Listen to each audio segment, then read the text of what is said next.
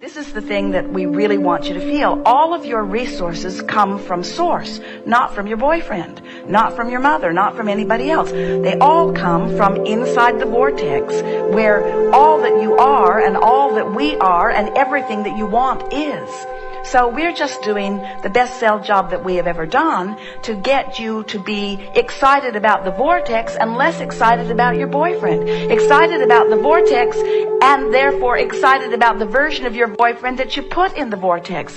And maybe he'll be the one that shows up in manifestation, and maybe it will be someone else. But your boyfriend will show up and he will behave in the way you want him to when it doesn't matter if he doesn't. When you're secure regardless of what he does. You see, when you're secure anyway, as long as your security is dependent upon another, you're insecure.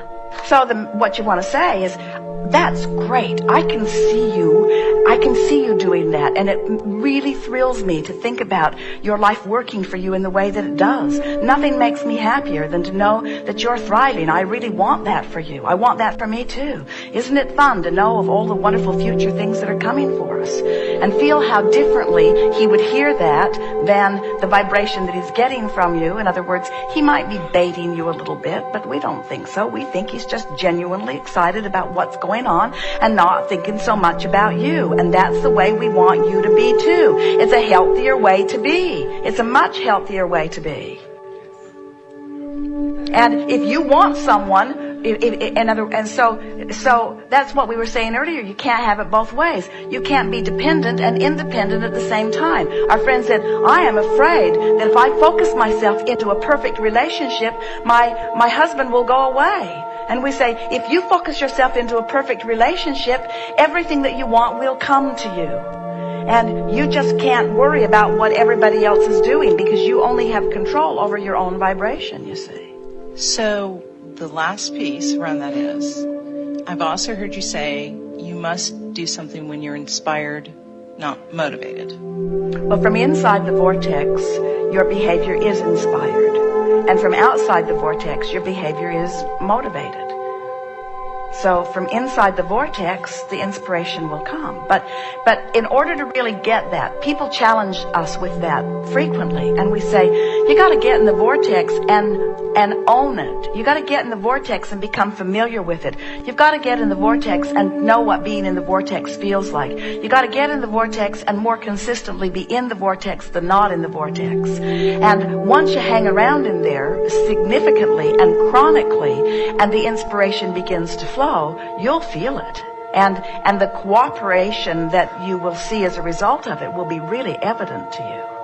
Esther will say from time to time, I'm going to get in the vortex, and it's usually her pronouncement that she knows she's not in there. And her statement of intention to be in there.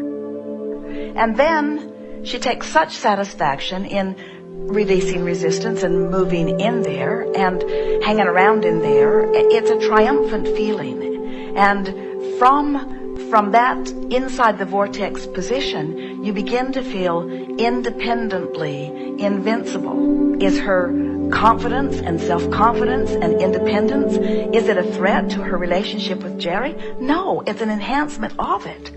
He wants nothing more than her tuned in, tapped in, turned on. It's the best gift that you can give to anyone in your life, to be enlivened and full of the energy that creates worlds, you see. But there are a lot of people that have practiced, and in fact almost everyone, a form of neediness for a time. You just it's the thing that bothers you the most, that you're not upset that he has plans that may or may not include you. That's not what's upsetting you. What's upsetting you is you're not in your vortex and it doesn't feel good. Right. Something that he said, something that he said. Right. And so think about it. So he said something that amplified your misunderstanding that your good flows through him. And since in that moment there was no indication that it was flowing, you felt insecure. If you had been chronically in your vortex, it wouldn't have made you feel insecure. You'd have said, good for you. I want that for you. I can't wait for my millions to flow too. Sometimes we'll put our millions together and we'll go do something really fun together. But meanwhile, isn't it delicious to be independently thriving? Nothing is more incredibly wonderful than two clear-minded people coming together and having a clear-minded conversation. Much better than somebody being clear and somebody being confused, and the confused one depending on the clear one for clarity. Nothing is more delicious than two really powerful, thriving people coming together in any co-creation. That's so much more exhilarating than one needing the other. So Esther saw something on television the other day. It was the old relationship mantra that said, "Do opposites attract?" And she yelled, "Hell no." That's old school. In other words, we need balance. I'll be needy and you be a giver. I'll be a taker and you be a giver, and then we'll get along well. And Esther said, "Not." That's vibrational discord. There's no harmony in that. In other words, nothing is more exhilarating than two aligned people coming together and co-creating. And nothing is more miserable than two not aligned people coming together and co-creating. And it's almost as bad if one is and one isn't, you see. Except if you're the one who is, you don't notice the one who isn't. That's key. So if I'm in my vortex and I'm feeling good no matter what the hell happens anywhere else in the world, those who aren't a match will fall away. They will fall away, but or can I push them away? But why? When you're in the vortex, you see, you're when you're in the vortex, you don't care. When you're in the vortex, you're not judging. When you're in the vortex, you're seeing them through the eyes of Source. When you're in the vortex, you're extracting the value from the relationship. When you're in the vortex, you appreciate what they inspire within you, you see. It's only out of the vortex that you feel dependent. We can't just get hooked into the vortex so we don't pop out. You can, but then you'll be dead like us. Which just means you'll have no resistant vibration, so it's easy to stay here. But you'll be right back, because the fun is in the sifting and in the asking and in the aligning. You see, you make it sound like a struggle. And this last comment that you made, the last comment that you made is sort of representative of what you're feeling and what we are amplifying back to you. And that is that I'm not in the vortex and I want to be is a very different vantage point than I am in the vortex and I can maintain it. In other words, we want you to, our effort as we are discussing here today is to assist you in realizing that this vortex is an easy thing to accomplish. You just have to practice it.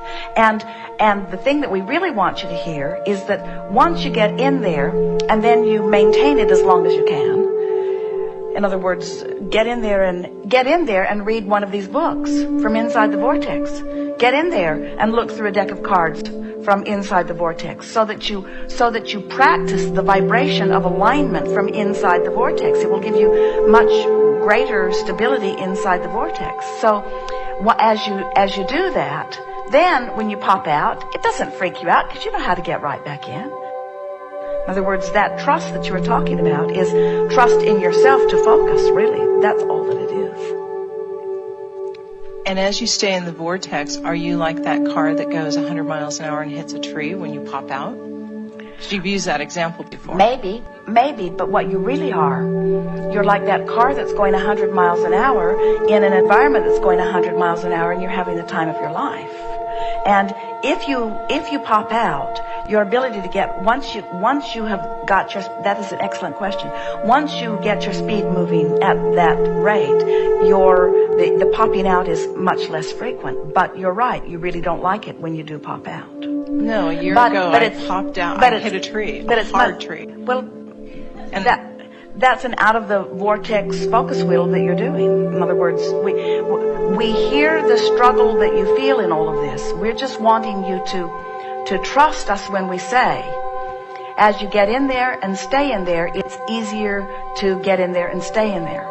And as you get in there and stay in there, it's easier to stay in there. And as you get in there and stay in there, it doesn't bother you so much when you're not in there. And when you get in there and stay in there, it doesn't bother you who else is in there or not in there. And when you get in there and stay in there, somebody else that's not in there doesn't even look like they're not in there because you're so in there. That's what true upliftment is. When you, in other words, you're taking back your own power. And from in there, so now let's say you're in the vortex and your boyfriend says that to you on the telephone. And you take a little hit from it. It kind of knocks you out of your vortex for just a moment. And then you say, Oh, whoa, you won't believe what just happened to me. Here I am, all cocky, believing that I'm tuned in, tapped in, turned on, believing that I've got the world by the tail, believing that I have all of the resources that are necessary for me to feel good. And that statement that you made just made me feel insecure. I'm not going to allow that to happen again, because I do not want my happiness to be dependent on anything you say or anything you do. So I'll call you back in an hour after I'm back in the vortex. Then you hang up and you get back in the vortex. Then you call him again. Now you have Can I another. just not call him again? I'm serious. I'm dead serious. I mean, that's almost, it's at that place. There's good and there's not so good. And I'm trying to you keep talking about him and we keep talking about the vortex. And it's two entirely different subjects. But you can't get him off your mind, so you can't stay in the vortex. Okay. So it might be good if you don't call him, but the next one won't be any different. Unless you deal with him from inside the vortex, you can't move on to something you want. You see, you can't run away. You got to find security. You've got to find your own stability, and you have to show it to yourself. That's it. We've been saying to a lot of people, you're looking for love in all the wrong places. And we'll say to you, you're looking for security in all the wrong places. You're looking for millions of dollars in all the wrong places. You're looking for your own boat in all the wrong places. In other words, and doesn't it just irritate the life out of you when you thought that was the avenue through which it will flow, and it doesn't seem to be forthcoming? And we say, when you discover that you don't need that avenue, that you've got this avenue, and that it's only about you lining up with you, you come to trust yourself, come to trust your vibration, then others behave. Because the universe won't match you up with those that don't match who you are. You know what's really irritating you? You're getting who you vibrationally deserve, and you don't like it.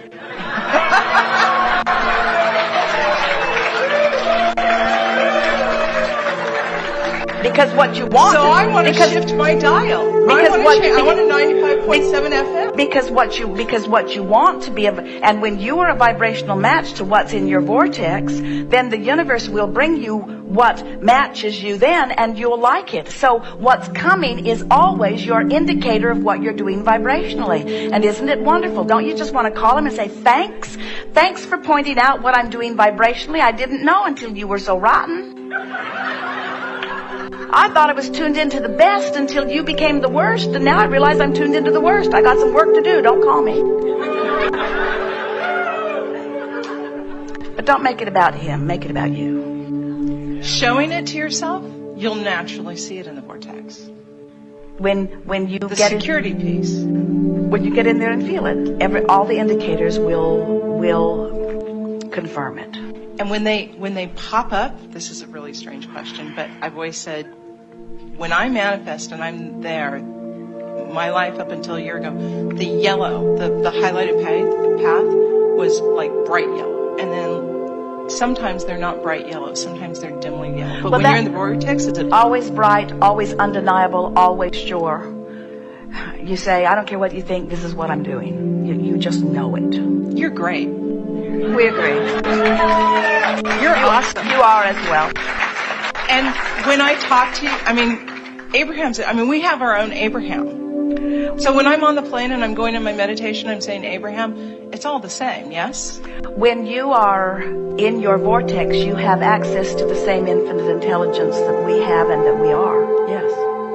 In other words, the separation, no one needs Esther in this format. And really, when you think about it, if you're out of the vortex and Esther is expressing in a way that you can hear it with your physical ears what we know, you still don't hear it.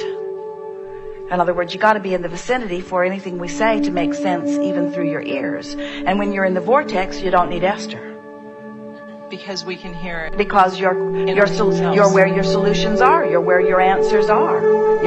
Life is showing it to you. Words don't teach.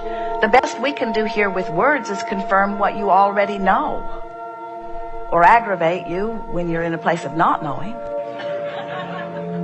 So I can get in that vortex, and once I'm there, and they're all begging you to do it. They're just begging you to get in there. I know that. My clients, I've met it. My clients have actually, I've seen them in my dreams. They've said, will you just come? My clients in my consulting have said that. Will you just come? My husband has said that in my vortex. So now you know what to do. Just practice it. Yes.